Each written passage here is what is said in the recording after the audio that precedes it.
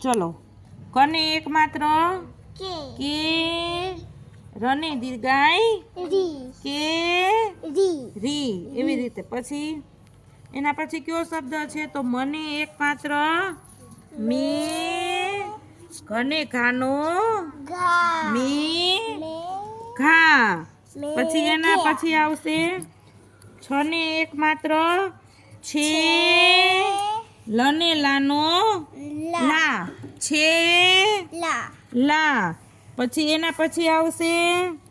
ઝબલાનો ઝને એક માત્ર ઝે